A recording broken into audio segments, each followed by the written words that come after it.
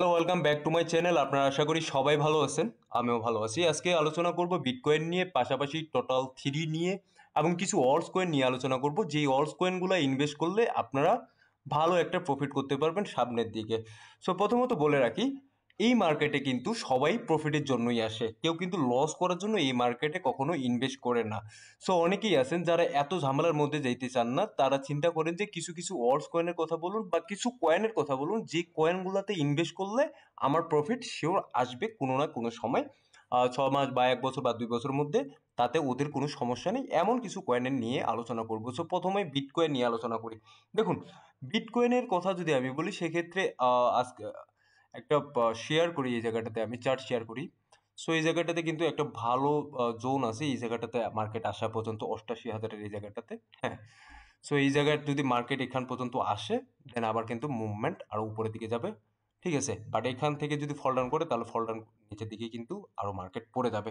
But আমরা expect করতেছি এই জায়গাটা থেকে মার্কেট আমাদের মোটামুটি উপরের দিকে যাওয়ার একটা পসিবিলিটি আছে।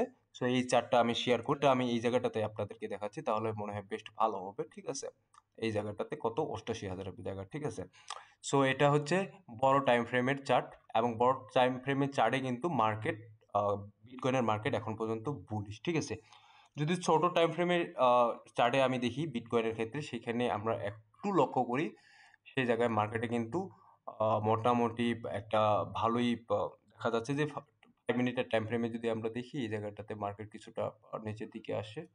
সো এটা এক্সপেক্টেড, এই যে মার্কেট এই জায়গায় আসবে। ঠিক আছে, ছোট টাইম ফ্রেমে।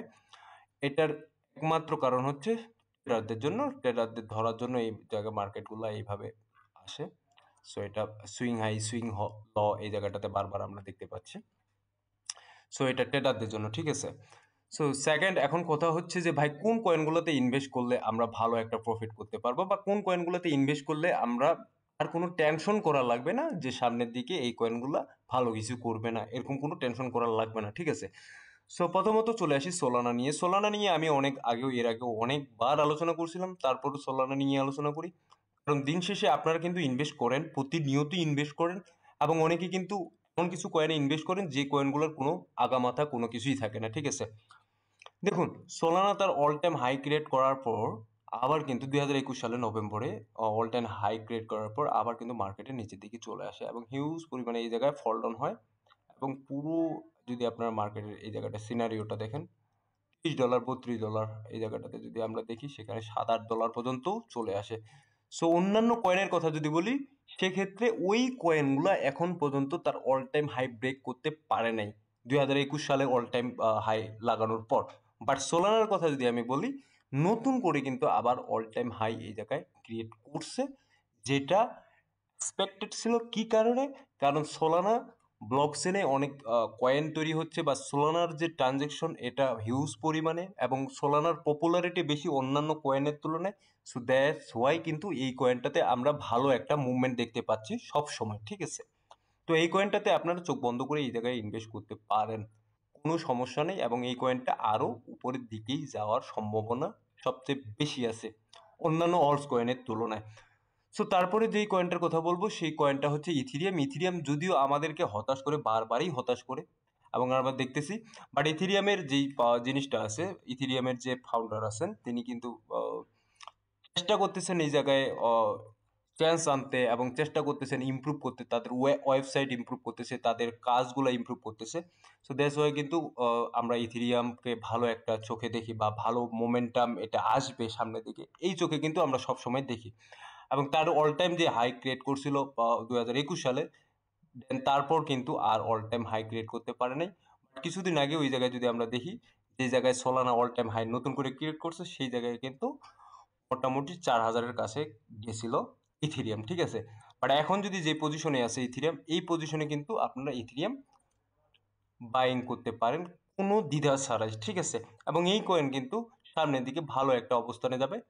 এখান থেকে আপনার 1700 আছে বা 1800 আছে, এখান থেকে 3,000 3500 যাওয়ার পসিবিলিটি সবচেয়ে বেশি। এতেতে মানে মানে সন্দেহের কোনো অবকাশ নেই যে এখানে মার্কেট অত দূর পর্যন্ত যাবে না। ঠিক আছে, সো এই হচ্ছে তিনটা কয়েন। বিটকয়েন, কারণ বিটকয়েনে আমি বারবার বলি যে এই কয়েনটাতে আপনারা ইনভেস্ট করুন, কারণ বিটকয়েন এটা উপরের দিকে যাবেই। এবং এই কয়েনটাতে আজকে যদি ইনভেস্ট করেন সেক্ষেত্রে কিন্তু আপনারা 1 বছর বা 2 বছর পর এখান থেকে ভালো একটা রিটার্ন পাওয়ার পসিবিলিটি আছে। এবং আমার ইনভেস্টমেন্টের কথা যদি বলি সেক্ষেত্রে আমি এর আগে অনেকবার ইনভেস্টমেন্ট করে এই জায়গাটাতে আপনারা যদি দেখেন যে আচ্ছা ওইটা আমি বড় টাইম ফ্রেমের কাছে যাই তাহলে এটা জিনিসটা সুবিধা হবে ইথিরিয়ামের ক্ষেত্রে, ঠিক সরি বিটকয়েনের ক্ষেত্রে। এখানে 49 আচ্ছা ওয়েট, এই জায়গাটাতে একটু আমি বড় টাইম ফ্রেমের ক্ষেত্রে যাই। এখানেতে 49,000 যে আছে এই জায়গাটাতে কিন্তু আমার ইনভেস্ট হিউজ পরিমাণে ইনভেস্ট, এবং এখন পর্যন্ত কিন্তু বিটকয়েন আপনারা যদি দেখেন সেক্ষেত্রে অনেকটা উপরের দিকে আছে। এখান থেকে মোটামুটি 100% এই জায়গায় প্রফিটেবল, ঠিক আছে। সো বিটকয়েন নিয়ে যেহেতু আলাদা করে বলার কোনো কিছু নাই, কারণ বিটকয়েন উপরের দিকে যাবেই। বিটকয়েনের মার্কেট ক্যাপ এবং বিটকয়েনের পপুলারিটি যেটা আছে সেটা কিন্তু গোল্ডের সাথে এখন তুলনা করা হচ্ছে। সো বিটকয়েনে আপনারা চোখ বন্ধ করে এই জায়গাটাতে ইনভেস্ট করতে পারেন। হ্যাঁ, হয়তোবা এখান থেকে মার্কেট কিছুটা নিচের দিকে আসবে, এটা স্বাভাবিক ব্যাপার। বাট ওভারঅল যদি লং টার্মের কথা চিন্তা ভাবনা করেন বিটকয়েনের ক্ষেত্রে, সেক্ষেত্রে আপনার চোখ বন্ধ করে এই কয়েনটাতে ইনভেস্ট করতে পারেন।